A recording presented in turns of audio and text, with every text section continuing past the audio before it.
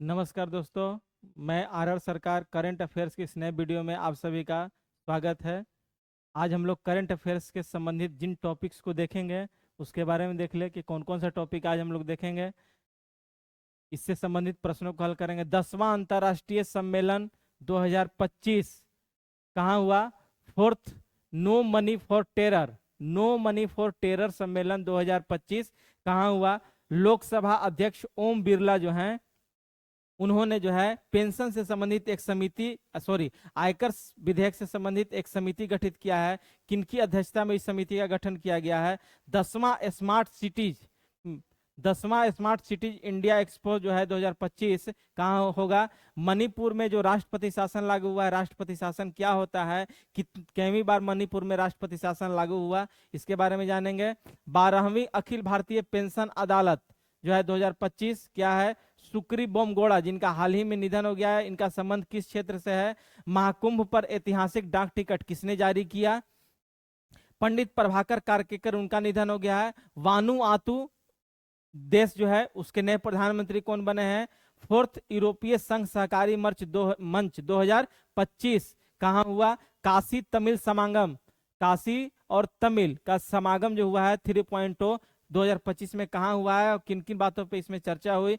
24वां दिव्य कला मेला 2025, दिव्य का कहने का मतलब दिव्यांगों से संबंधित मेला कहाँ आयोजित हुआ? राज्यों में पंचायतों का रैंकिंग कौन सा, किस राज्य का पंचायत जो है नंबर 1 पे, कौन कौन सा राज्य है उसमें किस राज्य के पंचायत जो है अच्छा कार्य कर रही है, उससे रैंकिंग एक जारी किया गया है, कौन सा राज्य इसमें नंबर 1 है उसके बारे में जानेंगे। और एक वायरस है सुडान वायरस रोग जो है फैल रहा है, यह क्या है? ठीक है, तो इन सब विषयों से संबंधित प्रश्नों को देखेंगे। पहला प्रश्न है 10वां अंतरराष्ट्रीय महिला सम्मेलन 2025 का आयोजन कहाँ हुआ? देखिए, 10वां अंतरराष्ट्रीय महिला सम्मेलन 2025 का आयोजन बेंगलुरु में हुआ है। कहाँ हुआ है? बेंगलुरु, कर्नाटक, कर्नाटक। ठीक है, कर्नाटक में 10वां अंतरराष्ट्रीय महिला सम्मेलन हुआ है, जिसका विषय था जस्ट बी, जस्ट बी। महिलाओं का यह जो सम्मेलन हुआ इसमें किन बातों पे चर्चा हुआ? इसमें जो है महिलाओं को किस प्रकार सशक्त किया जाए, उनका क्या किस प्रकार भागीदारी जो है देश में बढ़ाया जाए, विदेशों में भागीदारी महिलाओं की बढ़ाई जाए, उनको जो दिक्कतें हैं उस परेशानियों को कैसे दूर किया जाए, इन सब आदि मुद्दों पर इस सम्मेलन में क्या हुआ? चर्चा हुआ। ठीक है, और इसका विषय क्या था? Just be. कहाँ आयोजित हुआ? बेंगलुरु में। और इसका आयोजन किसने किया? तो art of living, Shri Shri Ravishankar जो हैं धर्माचार्य जो हैं उनके द्वारा जो है इसको आयोजित किया गया था। ठीक है, कौन? आर्ट ऑफ लिविंग, उसके द्वारा, यानी आयोजन इसका किसने किया? आर्ट ऑफ लिविंग किया था, श्री श्री रविशंकर का था। ठीक है, नेक्स्ट प्रश्न है नो मनी फॉर टेरर सम्मेलन 2025 कहाँ आयोजित हुआ? नो मनी फॉर टेरर 2025 नई दिल्ली में आयोजित हुआ। कहाँ आयोजित हुआ? नई दिल्ली में आयोजित हुआ। No money for terror, no money for terror कहने का मतलब है आतंकवाद के लिए कोई पैसा नहीं। ठीक है ना, देखे होंगे कि बहुत सारे देश जो है आतंकवाद को बढ़ावा देने के लिए पैसों की फंडिंग करता है। पाकिस्तान में आतंकवादी बहुत ज्यादा लोग हैं। ठीक है, वहां पर जो है अलग अलग देश जो है दूसरे देशों को नीचा दिखलाने के लिए जो है फंडिंग करता है। ठीक है, ताकि जो है उस देश के, जैसे मान लीजिए कि भारत का कोई दुश्मन देश है तो उस दुश्मन देश जो है भारत के साथ उसकी प्रतिस्पर्धा है, तो वह क्या करता है कि भारत का जो दुश्मन है उसको जो है आतंकवाद के लिए फंडिंग करता है। ठीक है, तो यही था फोर्थ नो मनी टेरर सम्मेलन आयोजित किया गया, जिसका जिसका कहाँ आयोजित किया गया? नई दिल्ली में आयोजित किया गया, जिसमें अलग अलग जो है उसका जोखिमों के बारे में, वित्तीय समावेशन के बारे में, कैसे निपटा जाए आतंकवाद से, इन सब मुद्दों पर चर्चा हुई। ठीक है, नेक्स्ट प्रश्न है लोकसभा अध्यक्ष ओम बिरला ने आयकर विधेयक की जांच के लिए किसकी अध्यक्षता में प्रवर समिति का गठन किया है? तो यह जो है वैजनाथ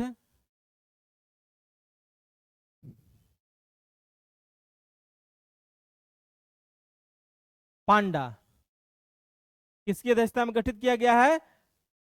वैजनाथ वैजयंत पांडा, सॉरी, वैजयंत पांडा। किसकी अध्यक्षता में शुरू किया गया है? ओम बिरला जो है लोकसभा के अध्यक्ष कौन है? ओम बिरला है। संसद के दो सदन से, एक लोकसभा है एक राज्यसभा है, ठीक है ना। तो संसद किससे मिलकर बनता है? लोकसभा, राज्यसभा और राष्ट्रपति, ठीक है, इससे मिलकर संसद बनता है। तो संसद के दो सदन हैं, कौन कौन? एक है लोकसभा, दूसरी है राज्यसभा। लोकसभा के अध्यक्ष कौन है? ओम बिरला। और राज्यसभा के सभापति होते हैं चेयरमैन। सभापति कौन है? जो भारत के उपराष्ट्रपति होते हैं वही राज्यसभा के सभापति होते हैं। उनका नाम क्या है? जनदीप धनखड़, ठीक है। लोकसभा के अध्यक्ष ओम बिरला आयकर विधेयक, जो इस बार टैक्स में जो छूट दी गई है 12 लाख तक की जो है नो टैक्स, ठीक है, उस विधेयक से संबंधित जो है क्या है, वैजयंत पांडा की अध्यक्षता में एक प्रवर समिति। देखिए, जब कोई विधेयक होता है तो उसे जो है अलग अलग समितियों के पास भेजा जाता है। तो लोकसभा में मांग की जाती है इसको प्रवर समिति के पास भेजा जाए, ठीक है ना। तो प्रवर समिति जो होता है इसमें टोटल 30 सदस्य होते हैं और 30 जो है लोकसभा से होते हैं। कहां से होते हैं? लोकसभा से होते हैं। अगर प्रवर समिति को अगर संयुक्त प्रवर समिति, ठीक है ना, बन कर दिया जाए तब इसमें 45 सदस्य हो जाते हैं। कितने सदस्य? अगर संयुक्त प्रवर समिति की बात आ जाएगी, ज्वाइंट वेंचर संयुक्त प्रवर समिति, तब उसमें 45 सदस्य हो जाते हैं, जिसमें 30 सदस्य जो है लोकसभा से और 15 सदस्य जो है कहां से आ जाएंगे? राज्यसभा से आ जाते हैं, ठीक है। तो यही वैजयंत पांडा जो है नए आयकर जो विधेयक बना है, आयकर स्लैब जो लागू हुआ है, उसको जांच के लिए प्रवर समिति का गठन किया गया है और वह प्रवर समिति के अध्यक्ष कौन बने हैं? वैजयंत पांडा बने हैं, ठीक है। नेक्स्ट प्रश्न, 10वां स्मार्ट सिटीज इंडिया एक्सपो 2025 का आयोजित हुआ। 10वां स्मार्ट सिटीज इंडिया एक्सपो नई दिल्ली के भारत मंडपम में, कहा? भारत मंडपम। देखिए, पहले क्या था? प्रगति मैदान था। प्रगति मैदान में ही यह है भारत मंडपम, ठीक है। तो 10वां स्मार्ट सिटीज कहने का मतलब क्या है कि भारत में देखिएगा, जब से मोदी सरकार आई है उसने स्मार्ट सिटी बनाने की जो है अलग अलग राज्यों में जो है स्मार्ट सिटी डेवलपमेंट हो रहा है। पटना को भी जो है स्मार्ट सिटी बनाने की पहल चल रही है, उसका कार्य चल रहा है कंस्ट्रक्शन का, ठीक है। तो 10वां स्मार्ट सिटी इंडिया एक्सपो 2025 नई दिल्ली के भारत मंडपम में आयोजित हुआ। इसका उद्देश्य क्या था? इसका 10वां स्मार्ट सिटी जो सम्मेलन हुआ, इसका उद्देश्य था कि शहरों को, जैसे अलग अलग शहरों को जो है स्मार्ट बनाना, उनको जो है वहां पर बुनियादी जो ढांचे हैं उसको मजबूत करना, इसका मुख्य उद्देश्य रहता है। और उसका उद्देश्य क्या है कि जो संसाधन है, जैसे जो राज्य का जो संसाधन है, जो रिसोर्सेज है, उस रिसोर्सेज का यूज करके अलग अलग, जैसे अलग अलग राज्यों के पास अलग अलग रिसोर्सेज है, उन्हीं रिसोर्सेज का यूज करके जो है स्मार्ट सिटी को जो है क्या करना? डेवलप करना, ठीक है, यही इसका है। और इसके अलावा क्या कहते हैं, टेक्नोलॉजी भी, स्मार्ट सिटी डेवलप होगा तो वहां टेक्नोलॉजी भी डेवलप होगा। तो इन सब बातों पर ध्यान रखा जाता है। किसमें? 10वां स्मार्ट सिटी इंडिया एक्सपो में इन सब बातों पे चर्चा हुई थी, ठीक है। नेक्स्ट प्रश्न है, भारतीय संविधान के किस अनुच्छेद के द्वारा 13 फरवरी 2025 को मणिपुर में राष्ट्रपति शासन लागू करने की आधिकारिक सूचना जारी की गई? देखिए, मणिपुर में जो है राष्ट्रपति शासन लागू हुआ है, ठीक है ना। वहां के मुख्यमंत्री कौन थे? एन बीरेन सिंह। पिछले 2-3 वर्षों से जो है मणिपुर में जो है कैकई और मैती, इन दो समुदायों के बीच में जो है झड़प चल रही है, ठीक है। हिंसक घटनाएं हो रही हैं। इन हिंसक घटनाओं के चलते जो है वहां पर अभी हाल में ही 13 फरवरी को मणिपुर में जो है वहां के जो मुख्यमंत्री थे एन बीरेन सिंह, उन्होंने इस्तीफा दे दिया और इस्तीफा देने के बाद वहां विधानसभा भंग हो गई और वहां पर जो है राष्ट्रपति शासन लागू हो गया। तो राष्ट्रपति शासन, यहाँ पे प्रश्न में पूछा जा रहा है कि किस अनुच्छेद के द्वारा राष्ट्रपति शासन लागू होता है, तो वह अनुच्छेद का नाम है आर्टिकल अनुच्छेद 356। देखिए, 3 प्रकार का होता है, राष्ट्रीय आपातकाल, ठीक है, राष्ट्रपति शासन और वित्तीय आपातकाल, ठीक है। तो राष्ट्रीय आपातकाल 352 होता है, राष्ट्रपति शासन 356 होता है आर्टिकल, और वित्तीय आपातकाल जो है 360 होता है, ठीक है। वित्तीय आपातकाल अभी तक लागू नहीं हुआ, राष्ट्रीय आपातकाल लागू हो चुका है 3 बार, भारत पाकिस्तान युद्ध के समय, भारत चीन युद्ध के समय में, ठीक है। और इंदिरा गांधी के शासन में 1975 में भी लागू हो चुका है, ठीक है। तो आर्टिकल 356। अब देखिए राष्ट्रपति शासन जो लागू होता है यह किस आर्टिकल से होता है, तो आर्टिकल 365 का उपयोग करके। किसका उपयोग करते हैं? 365 का उपयोग कर 356 लागू होता है, 356 लागू। और यही 365 जो है राज्य में संवैधानिक तंत्र का विफलता। 365 क्या है? राज्य में संवैधानिक तंत्र का विफलता। और विफल होने पे क्या होता है कि वहां के राज्यपाल जो है राष्ट्रपति को पास जो है भेजते हैं, राष्ट्रपति के पास जो है भेजते हैं, सिफारिश करते हैं कि यहाँ पर जो है संवैधानिक तंत्र फेल हो गया है। और उस आधार पर जो है राष्ट्रपति क्या करते हैं, प्रधानमंत्री के सलाह पर जो है वहां पर राष्ट्रपति शासन लागू किया जाता है। अब हम लोग राष्ट्रपति शासन के बारे में थोड़ी जानकारी ले लें। देखिए मणिपुर में राष्ट्रपति शासन लागू होने का कारण क्या था? पहला कारण यह था कि वहां के मुख्यमंत्री एन बीरेन सिंह का इस्तीफा हो गया। उसके बाद राष्ट्रपति द्रौपदी मुर्मू ने मणिपुर के राज्य के राज्यपाल अजय भल्ला, मणिपुर के राज्यपाल कौन है? अजय भल्ला, उन्होंने एक रिपोर्ट जो है राष्ट्रपति शासन लागू करने के लिए राष्ट्रपति के पास भेजा।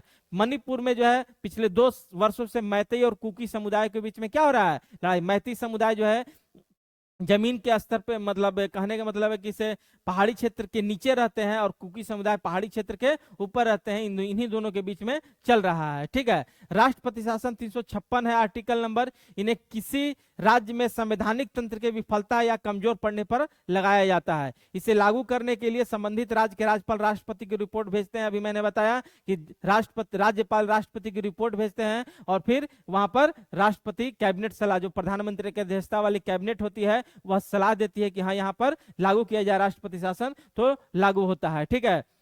और राष्ट्रपति शासन जैसे ही लागू होता है उस राज्य की मंत्रिपरिषद क्या होती है? भंग हो जाती है, ठीक है। और राष्ट्रपति शासन लागू होने के, जब राष्ट्रपति शासन लागू हो जाता है तब संसद के जब सत्र शुरू होगा, संसद में 2 महीने के अंदर उसे पारित होना जरूरी हो जाता है, ठीक है, संसद सत्र के, ठीक है। और राष्ट्रपति शासन अधिकतम जो है मिनिमम 6 माह के लिए लगाया जाता है और अधिकतम जो है 3 वर्षों तक इसे बढ़ा के लगाया जा सकता है। पहली बार राष्ट्रपति शासन कहां लागू हुआ था? 1951 में। उसमें प्रधानमंत्री थे जवाहरलाल नेहरू, पंजाब में लगा था। और सबसे ज्यादा बार जो है यह राष्ट्रपति शासन जो है उत्तर प्रदेश में लगाया जा चुका है। और लेकिन अब मणिपुर में लगने के बाद मणिपुर में 10 बार लग चुका है और यह 11वां बार लगा है। तो उत्तर प्रदेश और मणिपुर दोनों जगह जो है 11 बार, कितना बार? 11 बार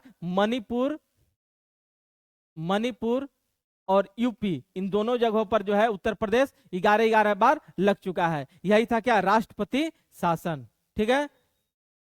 हम लोग पॉलिटिकल चीज है, इसको राज्य व्यवस्था में हम लोग और भी बहुत ज्यादा विस्तार पूर्वक पढ़ेंगे, ठीक है। नेक्स्ट प्रश्न, 12वां अखिल भारतीय पेंशन अदालत कहां आयोजित हुई?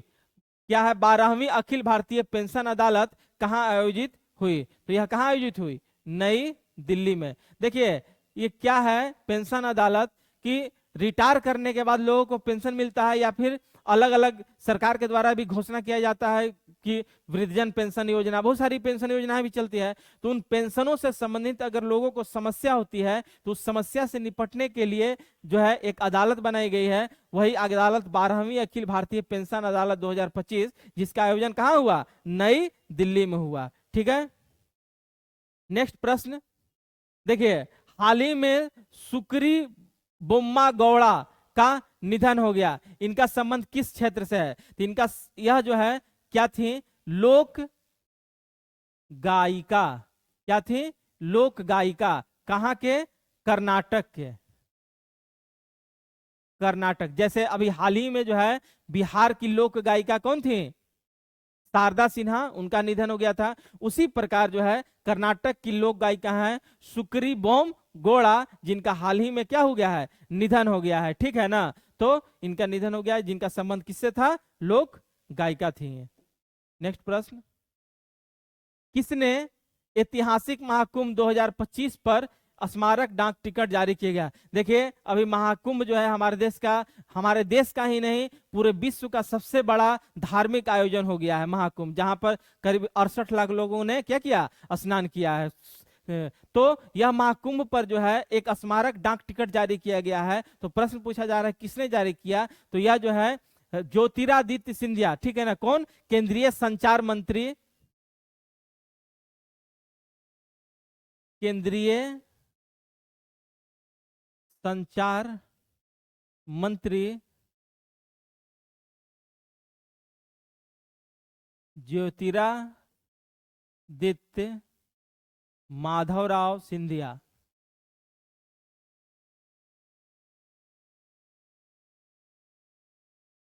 यह जो है ज्योतिरादित्य माधवराव सिंधिया जो है यह केंद्रीय संचार मंत्री हैं और साथ साथ पूर्वोत्तर क्षेत्र के भी मंत्री हैं, पूर्वोत्तर क्षेत्र के विकास के मंत्री हैं, ठीक है।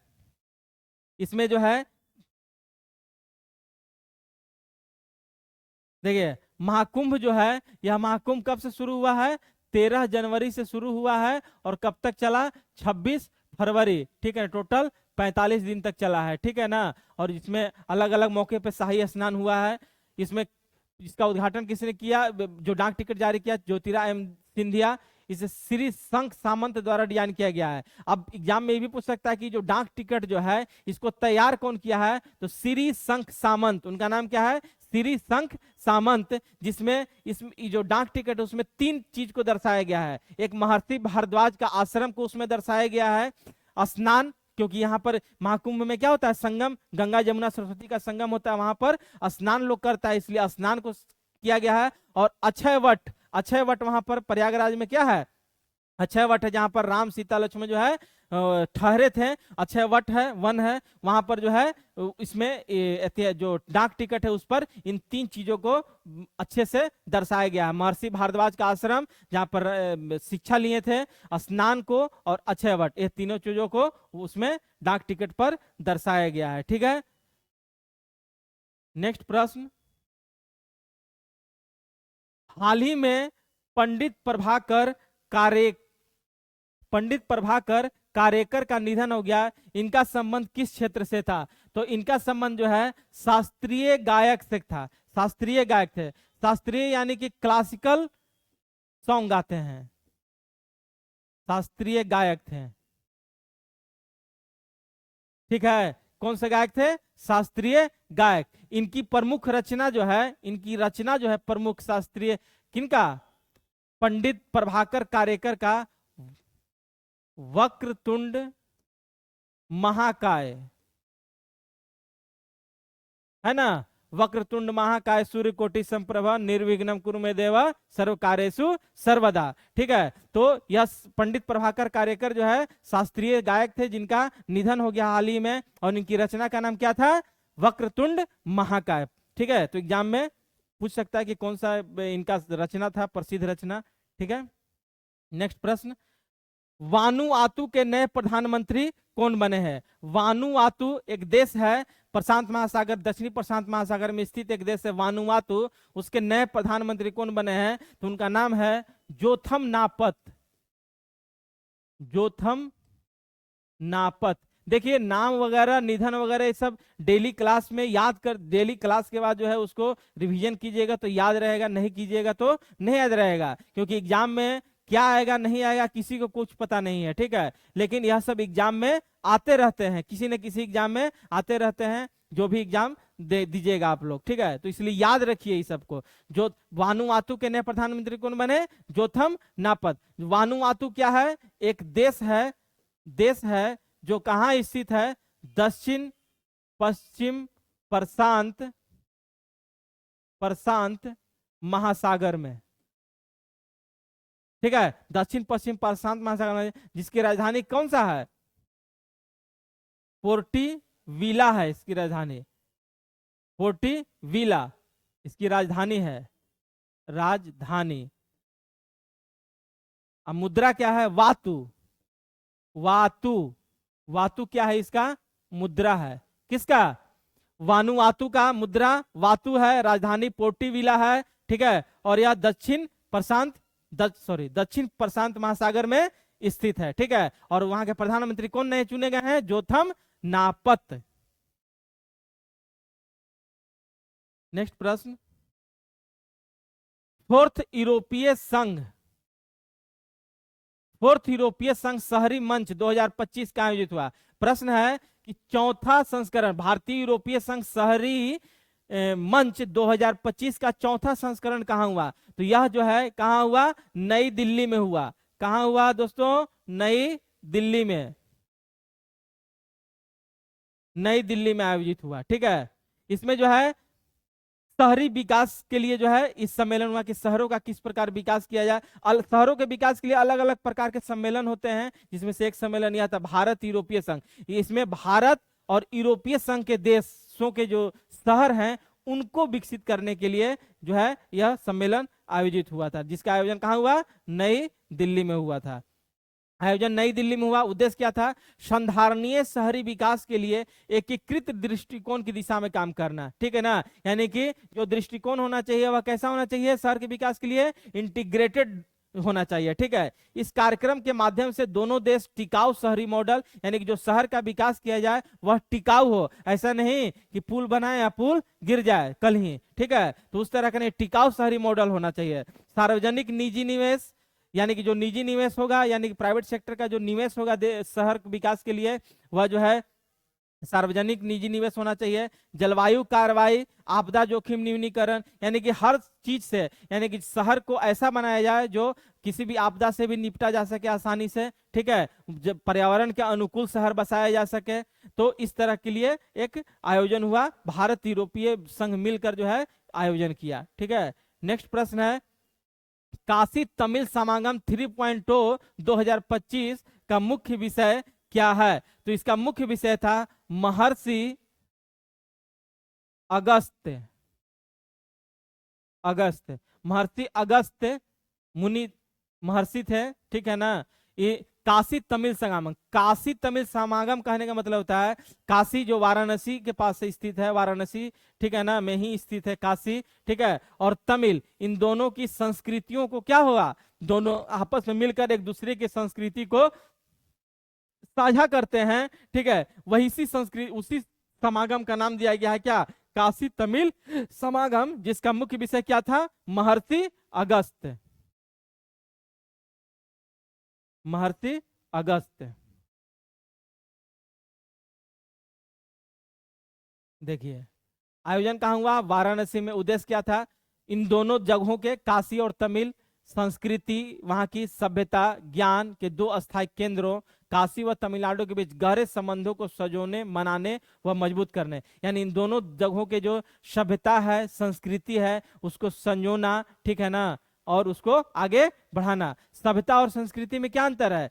सभ्यता और संस्कृति, what is the difference between culture and cultivation? सभ्यता होता है जहां पर हम लोग रहते हैं, जिस जिस क्षेत्र में रह रहे हैं वह सभ्यता है, और जो हम में बस रहा है वह संस्कृति है। ठीक है, यही होता है सभ्यता और संस्कृति। तो इन अलग अलग, क्योंकि काशी और तमिल, तमिल कहने का मतलब तमिलनाडु का एरिया क्षेत्र हो गया, और काशी वाराणसी, इन दोनों क्षेत्रों के लोग जो है जब समागम होगा तो एक दूसरे के संस्कृतियों को जानेंगे और उसको आगे बढ़ाएंगे और सीखेंगे और आगे बढ़ने का कोशिश करेंगे उसमें। इसका मुख्य विषय क्या था? महर्षि अगस्त्य। उद्देश्य क्या था? दोनों क्षेत्र के विद्वानों, छात्रों, दार्शनिकों, व्यापारियों, कारीगरों, कलाकारों व अन्य क्षेत्र के लोगों को एक साथ आने, अपने ज्ञान, संस्कृति व सर्वोत्तम प्रथाओं को साझा करने तथा एक दूसरे के अनुभव से सीखने का अवसर प्रदान करना है। यही था काशी तमिल समागम 3.0।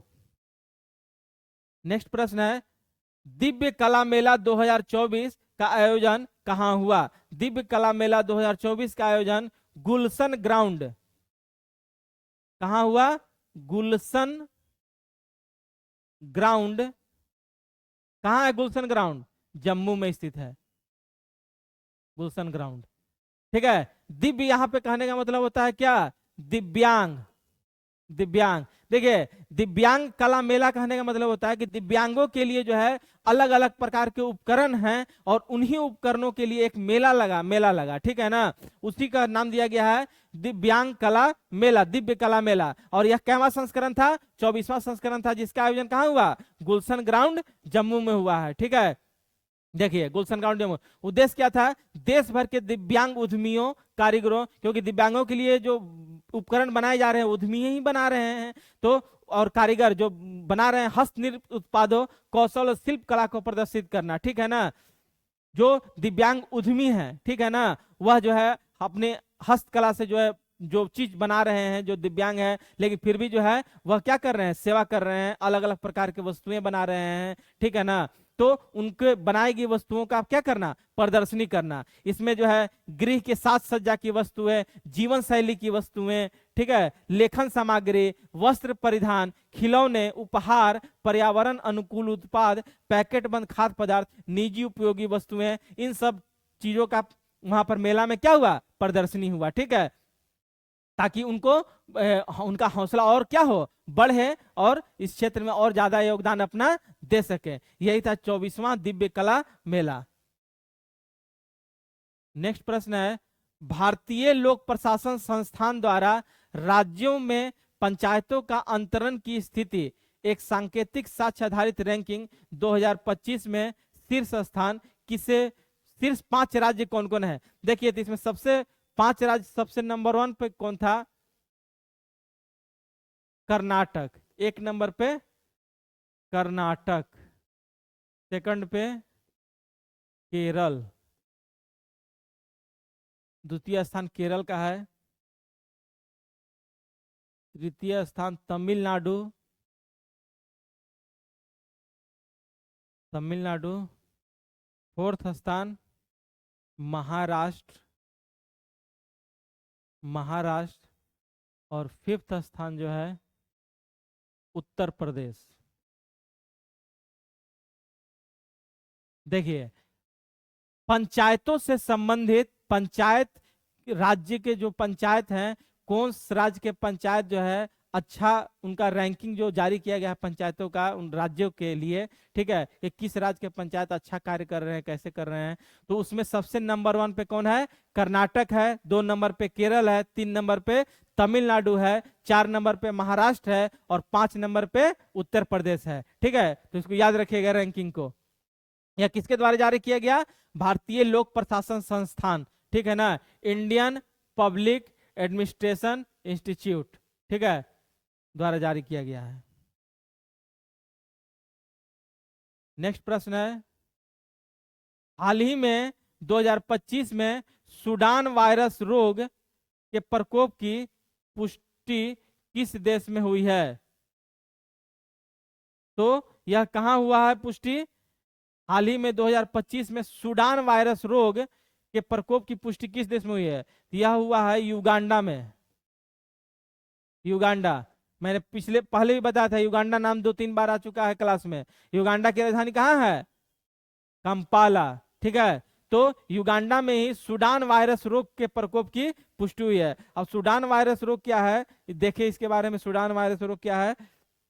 सूडान वायरस रोग है, यह इबोला वायरस, इबोला वायरस जो है, ठीक है ना, इबोला वायरस की तरह ही ऑर्थोबोला वायरस परिवार से संबंधित है। इबोला वायरस भी ऑर्थोबोला वायरस परिवार से संबंधित है, और यह भी सूडान वायरस रोग भी किससे संबंधित है, इबोला सॉरी ऑर्थोबोला वायरस है। इसमें क्या होता है कि फीवर आता है, बुखार आता है, और बुखार कैसा होता है, जिसमें शरीर से ब्लड निकलता है, ठीक है, और इसमें थकान महसूस होता है, मांसपेशियों में क्या होता है, दर्द होता है। पहली बार जो है इस सूडान वायरस की खोज जो है यह 1976 में सूडान में हुआ था, इसीलिए इसका नाम क्या रखा गया है, सूडान वायरस रोग रखा गया है, जिसकी खोज 1976 में होता है। यह एक संक्रामक रोग है, यानी कि यह जो है जानवरों से मनुष्यों में आता है, मनुष्यों से फिर अलग अलग मनुष्यों में फैलते रहता है, ठीक है, संक्रामक रोग। जैसे कुछ दिन पहले कौन सा वायरस चल रहा था, कोरोना वायरस चल रहा था, H5N5, ठीक है।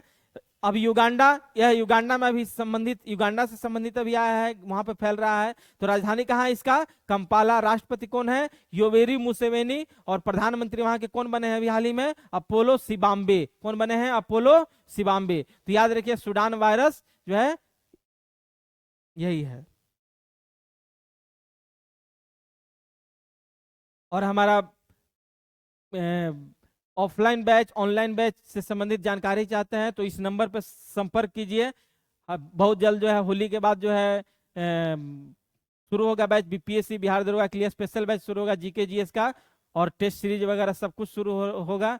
आप लोग आइए, संपर्क कीजिए।